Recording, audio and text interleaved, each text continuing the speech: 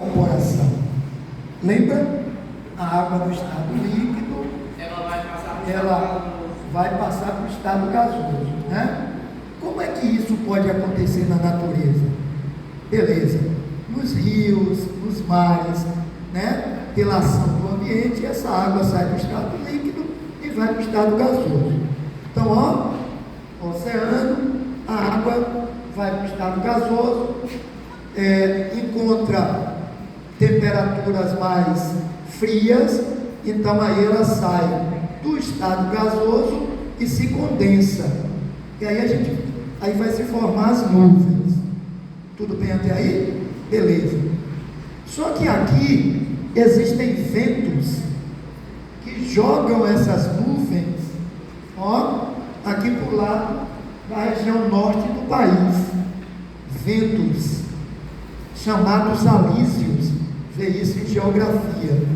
Então ele traz, ó, joga daqui para cá. Essas nuvens carregadas de quê? De água. Vem para aqui.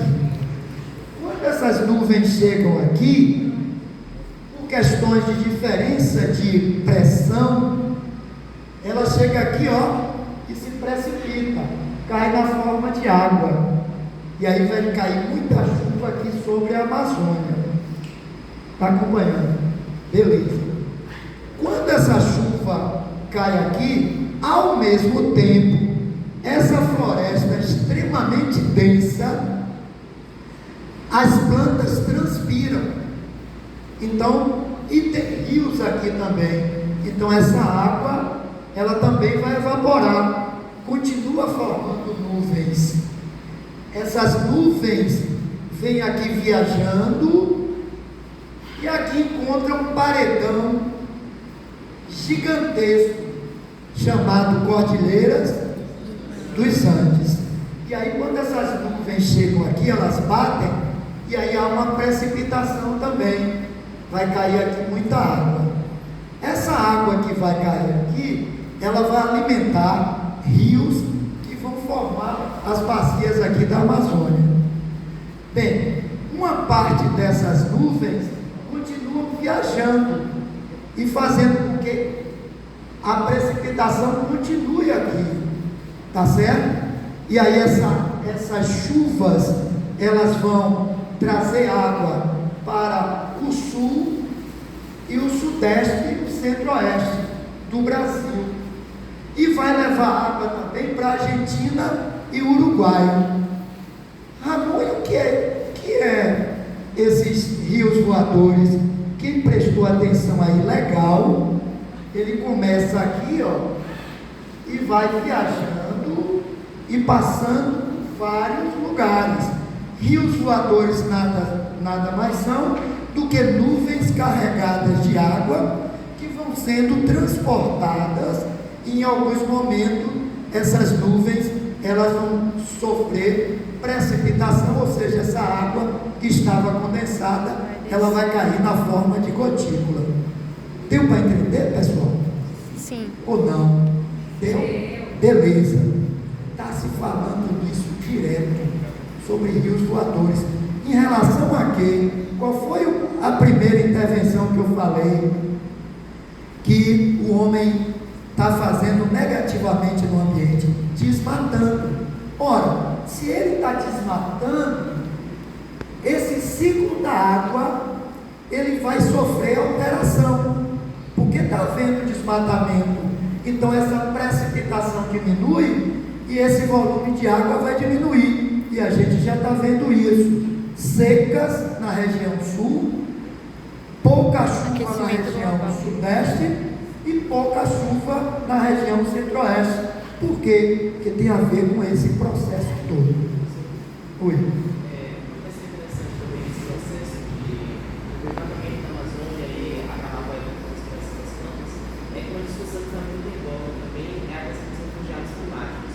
E aí, vale lembrar, só na América Latina serão 17 milhões de pessoas migrando principalmente das questões climáticas, desertificação, altos alagamentos, enfim. E quando a gente fala de rios voadores, a gente fala de desertificação de todo o centro-oeste e o sudeste brasileiro. Beleza. Isso é beleza. E ainda tem um detalhe.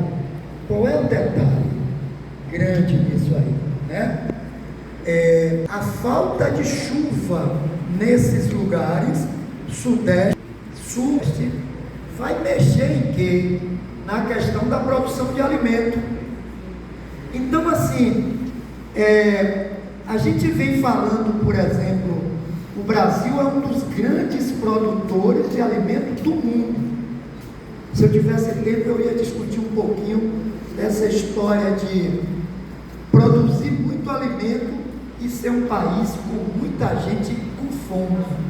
Dá uma discussão legal isso aí. Mas eu não tenho tempo. O segundo maior produtor de alimento do mundo, mas nós exportamos o que Beleza. E temos outra coisa, porque a gente no governo Lula, a gente tinha 13 milhões de pessoas que enchiam da fome. No governo Bolsonaro, a gente teve uma maioria de 10 milhões de pessoas que estão passando fome ou que estão passando uma situação de diminuição de renda, até por conta da pandemia que não teve uma assistência legal. Agora também a gente tem outros tipos de situações. No estado da Bahia, a gente está lançando um programa, que é o programa de geração de fome, né, que agora também está voltando. Esse é um dos possíveis temas que poderá ter esse não é dele. Pronto. Tudo que a gente está falando aqui, aí você pega e joga lá na sua massa cinzenta, para ir estar organizando, porque se esse tema, que é um tema que está recorrente na discussão, pode ser um tema do Enem. Mas a gente tem que pensar assim, tudo isso a gente vai organizando, porque pode não cair no Enem em outros concursos, outras realidades, e você estando preparado, isso vai ser uma coisa legal para você. Então vamos voltar ao que eu estava falando. Se eu tivesse um tempinho, eu ia discutir com vocês um pouquinho essa história. Por que a gente produz tanto alimento e por que tanta gente está com dificuldade para fazer uma refeição? Aí a gente... Legal essa discussão. Pena que eu não vou ter agora, porque senão vai dar tempo. Então, galera... Outro tema, poderia ser um tema, né? Trazer para então, vamos lá. O professor, ele sempre tem que ter um pouco de conhecimento em várias áreas, para que a aula dele possa vir a partir de uma indagação de um estudante e ele fazer uma viagem. Ele não pode perder de vista o conteúdo que ele precisa dar, mas isso é um conteúdo também legal, que vai formando aí os argumentos de vocês. Então, rios voadores, legal aí? Pronto. Vamos nessa. Ó, o que não der para você pegar, você anota e vai buscar em sites legal sobre isso, e é bacana porque a gente vai aumentando aí esse nosso conhecimento. Vai lá, meu irmão. Bem, desmatamento, e a gente viu que tem consequências. A produção de alimento, a falta de chuvas, está tudo integrado. O ambiente, os ecossistemas não são partes assim que não tem nada a ver uma coisa com a outra, está tudo ali muito bem integrado. Queimadas também é uma outra forma que o homem interfere negativamente. As queimadas podem trazer uma série de problemas, como interferência na biodiversidade, interferência também no próprio banco genético daquele ambiente, e tudo isso tem a ver com as riquezas que a gente tem, e a gente precisa tomar cuidado com essas riquezas. Não é você, porque existe uma discussão aí que muitos gostam de fazer, mas a gente precisa ter argumento para sempre derrubar. Eu não sou contra o desenvolvimento daquele local, mas é possível desenvolver e preservar ao mesmo tempo. Essa é a grande pegada. E não é o Brasil que está discutindo só isso, o mundo está discutindo. Porque se fosse apenas o Brasil, a gente tem alguma coisa fora da ordem, mas é o mundo que está discutindo isso. Vamos lá. Exploração de recursos naturais. Então lá, desmatamento, queimadas, exploração. E a gente vê constantemente que essa exploração, ela está sendo feita de uma forma inconsequente, irracional, e com isso a gente está trazendo problemas para os próprios indivíduos que vivem nessa região. Então, essa questão do minério... Professor, posso lembrar uma coisa? Pode. Nos anos passados e retrasados, a gente teve a invasão de garimpeiros lá nas terras romanas. Isso foi uma grande crescente porque nas terras que são indígenas, e no caso são 98% das terras indígenas são preservadas no mundo inteiro. Então, quando a gente tem uma invasão de garimpos dentro dessas terras, a gente também vai ter um aumento de mercúrio, um aumento de desmatamento, e organização de desmatar para alimento. E a gente também vai estar fazendo com que cada vez mais aqueles indígenas, né, eles passem fome e eles deixem de preservar uma área que poderia servir como uma preservação ambiental para o nosso planeta.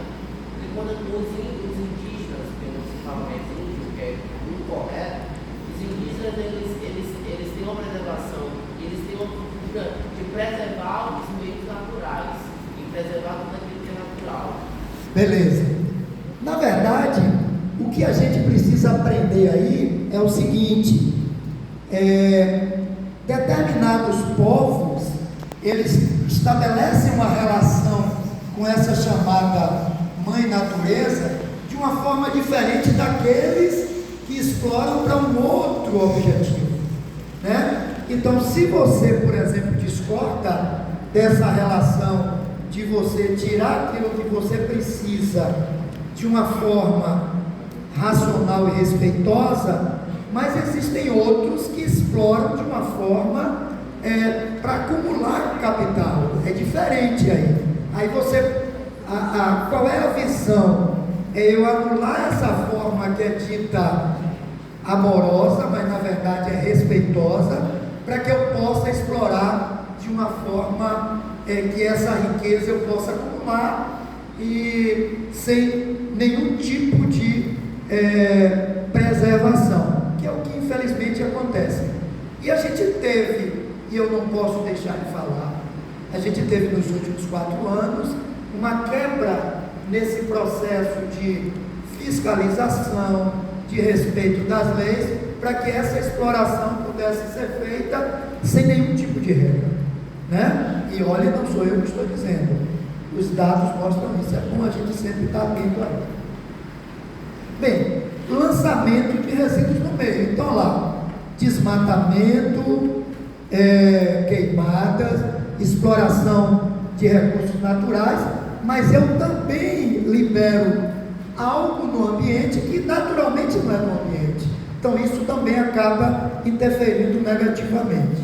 Só lembrando, professor, que tem até um projeto na Câmara de Vereadores, na Câmara de Deputados Federais, que fala que até 2030 tem que ter, a gente tem que ter um projeto para acabar com os lixões e começar com os aterros sanitários. Pronto. Eu vou falar sobre isso. Mas assim, em 2010, Plano Nacional, Política Nacional de Resíduos Sólidos. Essa política estabelece que até 2014, 4 anos depois, não deveria existir nenhum lixão no Brasil. Nós estamos em 2023. Quando a gente vai em algumas cidades do interior, infelizmente, às vezes a gente está entrando na cidade e a gente vê aquele monte de lixo. Lixão, Pois é. E eles são queimados, né? Pois é. Então, olhe como é que é. A gente tem uma lei que estabeleceu algo e que isso foi em 2010, a gente está em 2023 e continua os lixões, né? Então aquilo que eu falei, às vezes está no papel, mas na prática não funciona. Mas não é o poder público sozinho, eu volto a repetir, a sociedade ela precisa estar também levantando essas bandeiras. Nós tínhamos aqui em Salvador um grande depósito de lixo a céu aberto. Ele foi desativado e existe, por exemplo, o chamado aterro sanitário. O aterro sanitário não é a melhor forma de você lidar com isso. Nos Estados Unidos já discute o quê? A não existência mais de aterro sanitário. Você precisa trabalhar outras formas, como reciclagem, como você descartar de forma correta. Quer dizer, uma pegada já passa a ser outra completamente diferente. Mas interferência negativamente tem isso aqui. Você mexe, lembra? Teias e cadeias alimentares. Os seres estão ligados uns aos outros. Se eu mexo em um ser, se eu retiro ele dali, eu desequilibro o ambiente todo. Então, caça predatória, tráfico de animais, eles acabam interferindo negativamente. E é o homem o principal fator de interferência disso aí. E aí, galera, imagine sustentabilidade. Eu sou apaixonado por esse tema, mas também um biólogo que não é complicado, mas eu sou apaixonado. Sustentabilidade, o que é isso? Que palavra é essa? Ela surge com maior intensidade em 1972, por um grande evento que foi realizado pela ONU. Então ela começa a pegar sustentabilidade. Eu preciso usar os recursos de forma racional, porque eu preciso pensar em quem? Nas gerações futuras. Nas gerações seguintes, nas gerações futuras. A pegada é essa. Eu preciso usar os recursos, porque ele não é só meu, ele também é dos outros. E aí você precisa também ter uma questão que é a empatia, né? Eu e o outro. Eu preciso ter uma relação muito respeitosa. Então sustentabilidade é isso. Só que toda vez que você for discutir sustentabilidade, você precisa ter 3 grandes pilares. Não é apenas o ambiental, é o social e é o econômico. Então pensem sempre nisso. Sustentabilidade tem 3 grandes pilares, né? O ambiental, fundamental. Eu preciso usar os recursos, mas eu preciso preservar também. Então isso aí é fundamental.